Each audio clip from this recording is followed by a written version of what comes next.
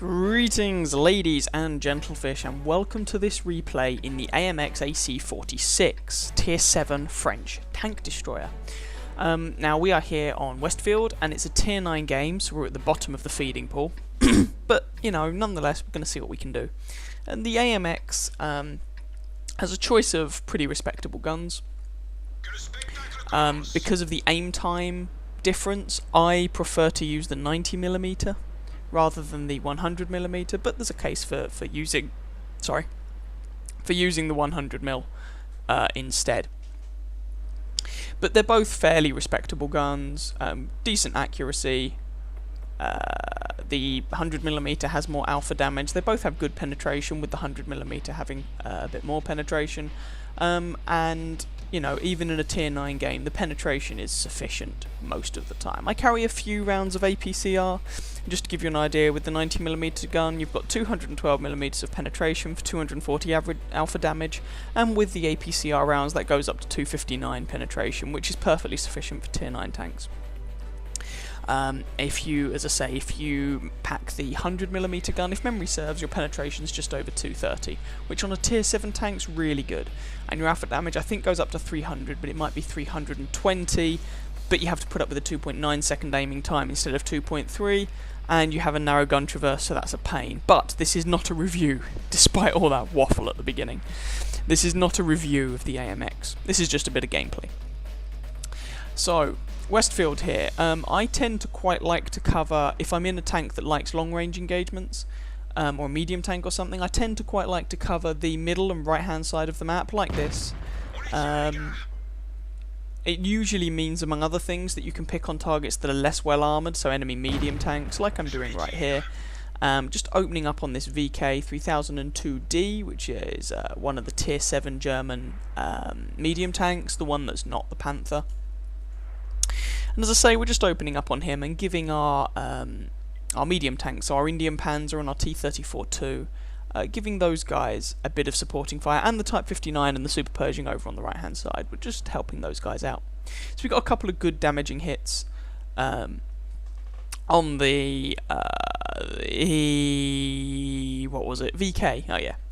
Now the DPM on this gun is not terrible, but it's not amazing.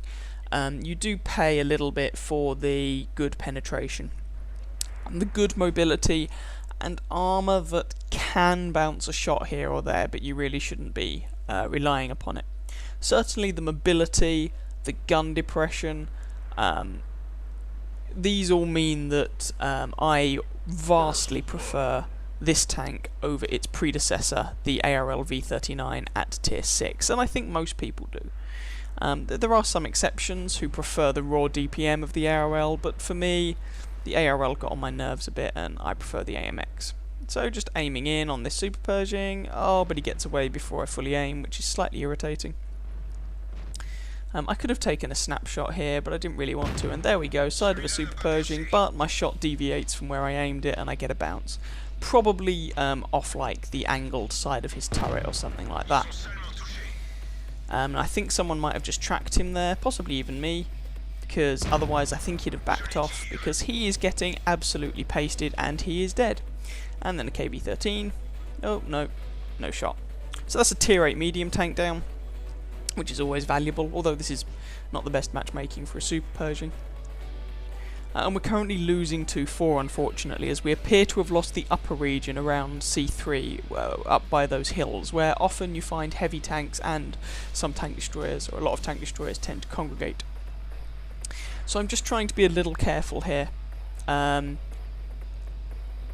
just trying to get some vision on the medium tanks up by the bridge. Now, we managed to take out that VK at last, or our Jagdpanther does, but their artillery nails are Tiger. But this Centurion 7-1 is getting the ever-living crud blasted out of him, so that's going to be one dead Tier 9 on the enemy side, which is always good to see. And each side, by the look of it, now has 4 Tier 9s remaining, and the scores have evened up at 5 kills per side.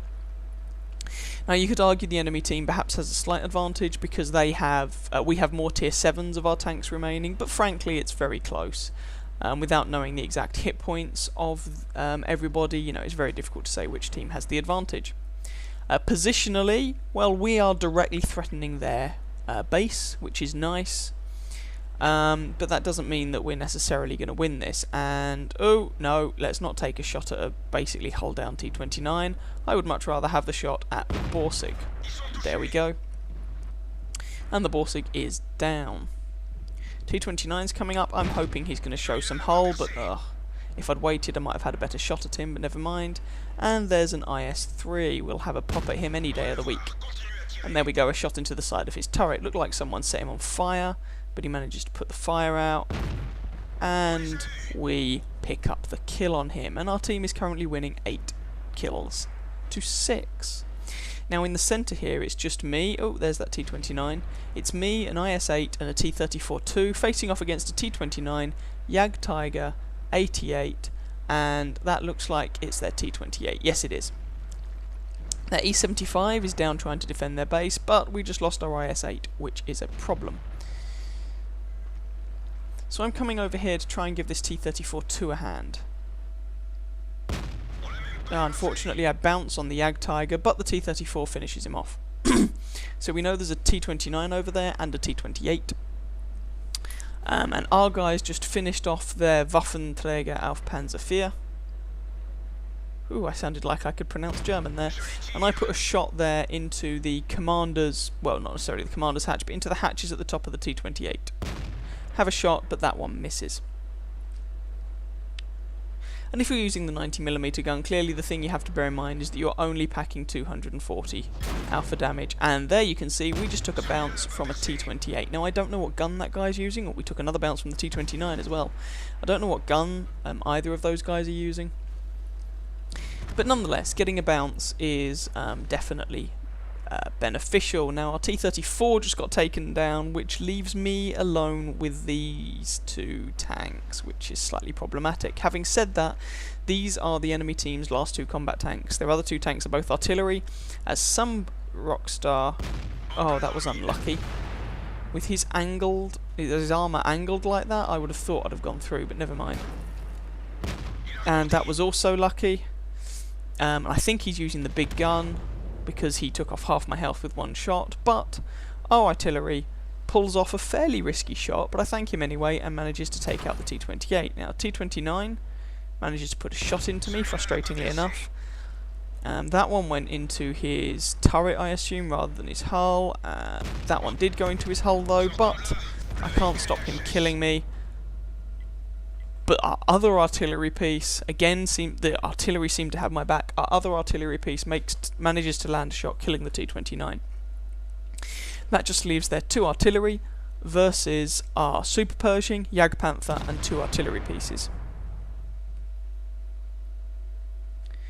Now, why this Super Pershing is just sitting up here, I'm not really sure. He could go down into the town and, you know, around the enemy capture circle and probably take them out, especially if the Jagdpanther goes with him. They should be able to clean up, you know, in particular with artillery support.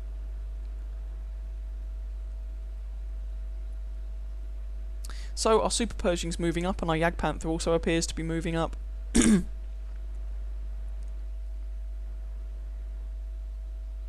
And these should still be a little bit careful, because these are Tier 9 artillery. They will hurt if they hit you, especially if they hit the Super Pershing in the side. That stands a good chance of getting a penetrating hit, which will probably one-shot this guy. And even more so for the Jagdpanther. But they should be able to pull this off. Now our AMX is saying that their artillery is on the hill, so that the guys should start capping. Well, one of them is, but they're not both on the hill. So our Jagdpanther takes a big old hit there, but the Super Pershing gets a shot into the M53. Our artillery is targeting their FV. The Super Pershing finishes off the American artillery, and that just leaves the FV on the top of the hill on less than 100 health. I can't remember exactly how much it was. There he is, 33 health. I've no idea what the Super Pershing's doing. Is he a bot? and our Jagdpanther finishes the FV off, and I am wondering if that Super Pershing was a bot. Anyway, I hope you guys enjoyed that game. We ended up getting a first class mastery out of it, and we also came top of our team, which was fairly nice.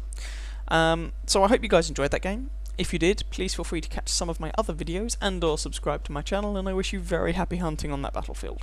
Ciao ciao.